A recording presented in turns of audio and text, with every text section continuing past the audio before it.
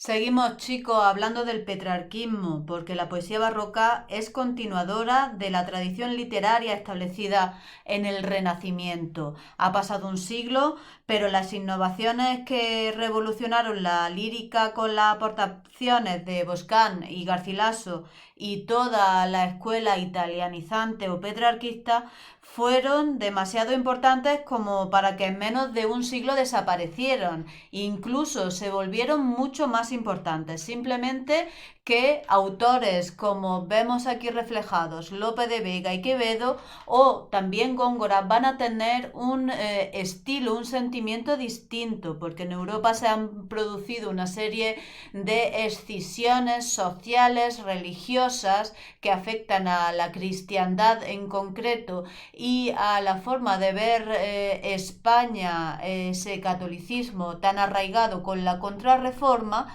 que verá afectada pues temáticamente también a la literatura. Va a ser una sociedad mucho más oscura, mucho más negativa, mucho más pues eso, sombras, claros, que se va a ver reflejada en la literatura. ¿Vamos a ver el Carpe Diem? Por supuesto, lo vamos a ver ahora mismo en un soneto, pero va a ser una forma de escribir muy distinta a la que hacían Garcilaso, ¿vale? Antes de ver un vídeo de contexto, vamos a escuchar a un soneto de Garcilaso y quiero que me indiquéis precisamente cuál es el tópico literario que recrea. El título de este soneto es Con ejemplos muestra a Flora la brevedad de la vida. Evidentemente va a haber ejemplos. Hay una chica que se llama Flora, que ya resulta indicativo el nombre, porque es una flor. No sé si os acordáis de ese tópico literario Colige, Virgo, Rosas. Y evidentemente la brevedad de la vida, que es un poco la unión con el tempus fugit.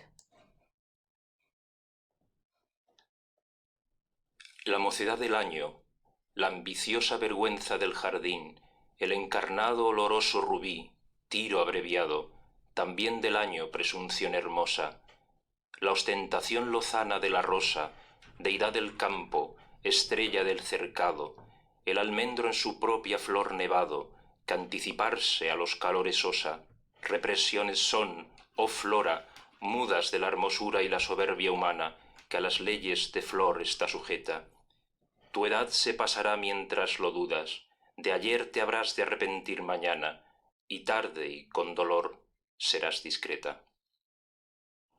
Daos cuenta de que habla mucho de arrepentimiento. En realidad, en vez de invitar a vivir la vida, lo que te invita es a vivirla de forma de que no te arrepientas posteriormente. Es un poco un cambio de visión. Lo vamos a ver en este vídeo.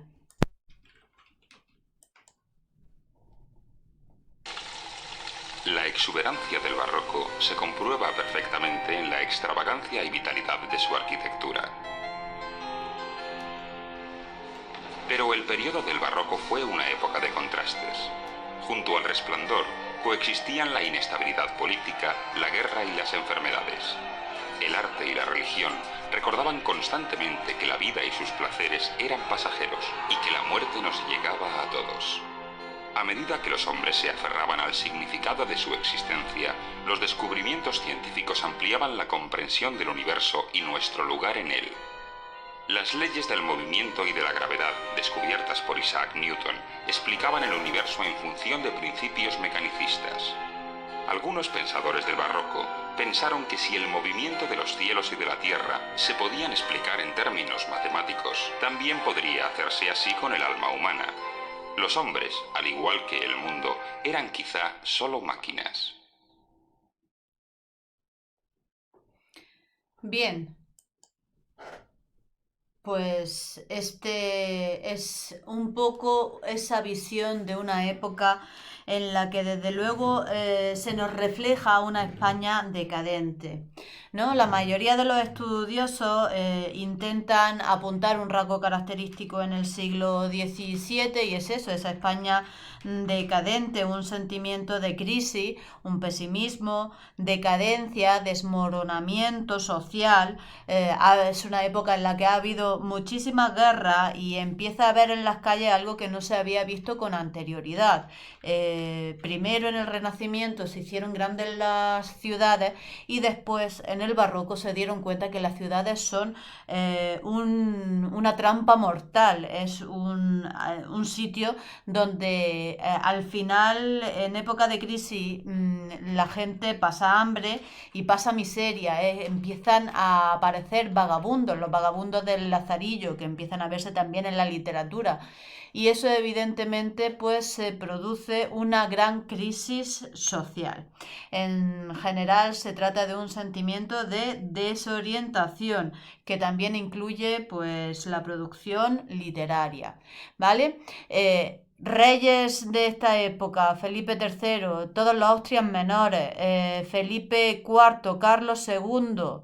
Se trata de los Austrias menores porque es la época de decadencia de los descendientes de los reyes católicos. Primero se habían encontrado con el nieto y bisnieto, Carlos V y Felipe II, pero posteriormente todos los sucesores son los que llevan a España finalmente a esa guerra de sucesión, porque Carlos II tampoco consigue tener descendencia.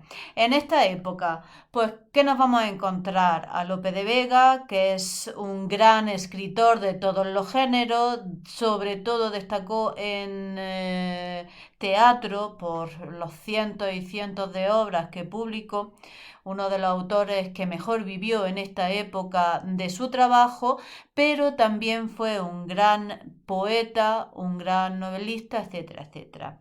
Luis de Góngora, artífice de la corriente más culturalista de lo que es la literatura, pues, la poesía en esta época. Se intenta hacer una literatura solo destinada a gente culta, a gente que sepa descifrar pues gran parte de mitología, mezcla de estilo latinizante, mezcla de palabras muy cultas, incluso arcaizantes, etcétera, etcétera. Lo veremos detenidamente.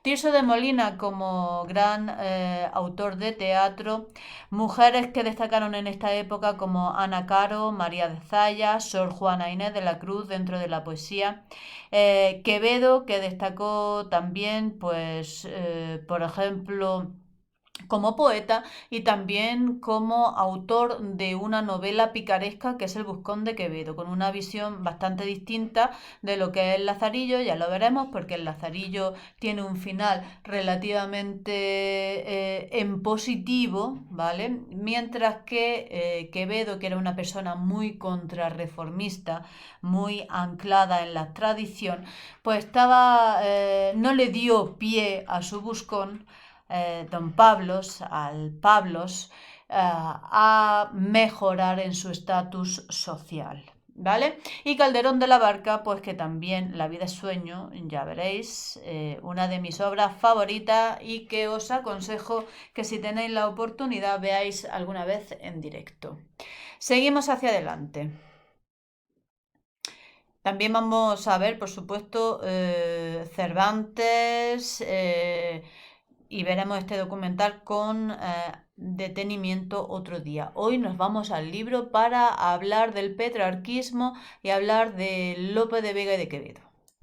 Volvemos a la página 215, vemos que el petrarquismo se hace grande a través de autores a partir de esa segunda mitad del siglo XVI, con autores como Fernando de Herrera, que se le denominaba el Divino y que era uno de los máximos autores de la denominada Escuela de Sevilla, Escuela Literaria de Sevilla, y Francisco de Aldana.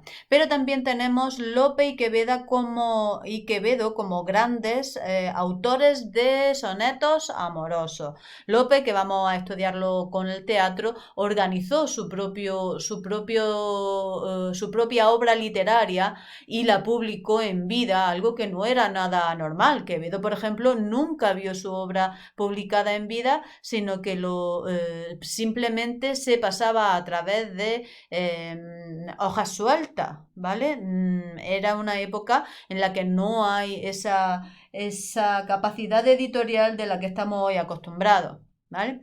Entonces, os invito a que leáis en casa pues estos dos poemas, el de Lope de Vega, solo para personas que se hayan enamorado alguna vez, los demás no lo entienden, así que si alguna vez habéis sentido un poquito de amor, entenderéis este poema de Lope de Vega. Igual, una temática muy parecida, que es como un poco la definición del amor, pues es este soneto, ambos sonetos de Quevedo. Y nos vamos a la página 216, nos vamos a la poesía religiosa. Aunque hayamos hablado con anterioridad de Contrarreforma, la poesía religiosa en general no es algo exclusivo de España. En toda Europa hay una gran tradición desde hace siglos de poesía, de literatura dedicada, por ejemplo, a María, la Virgen, o en general a una forma de vida como la que invita Fray Luis de León, que será la Oda a la vida retirada, una forma de vida pues ajena a toda esa aglomeraciones de gente, a esas vidas de codicia, etcétera, etcétera, que están tan alejadas de lo que es una espiritualidad religiosa.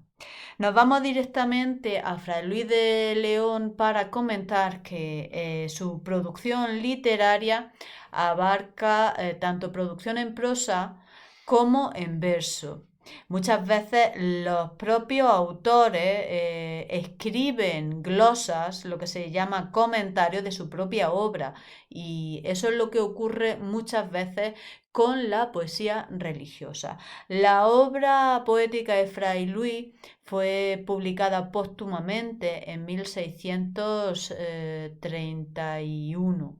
Comprende un total de 23 poemas y se divide más o menos en poesía ocasional, religiosa y patriótica, como la poesía del Tajo, poemas en los que predomina lo autobiográfico y la expresión de su experiencia carcelaria, muchas veces con imágenes que te llevan metafóricamente a hablar de la religiosidad, ¿vale? Y también poemas, en el último punto, en el que se expresa su anhelo de la paz, de una paz pastoril y celestial, también en vida. Lo vamos a ver aquí en la Oda a la vida retirada, y vamos a contestar a una serie de preguntas. Bien. Qué descansada vida la del que huye del mundanal ruido y sigue la escondida senda por donde han ido los pocos sabios que en el mundo han sido. Que no le enturbia el pecho de los soberbios grandes del Estado, ni del dorado techo se admira, fabricando del sabio moro en jaspe sustentado. Vivir quiero conmigo, gozar quiero del bien que debo al cielo, a solas, sin testigo, libre de amor, de celo, de odio, de esperanza, de recelo. ¿Bien? Bueno, pues por un lado, quiero que me busquéis el tipo de estrofa que emplea. Daros cuenta que tiene versos más largos y versos más cortos. Quiero que en el ejercicio B me habléis de tópicos clásicos que se puedan reconocer.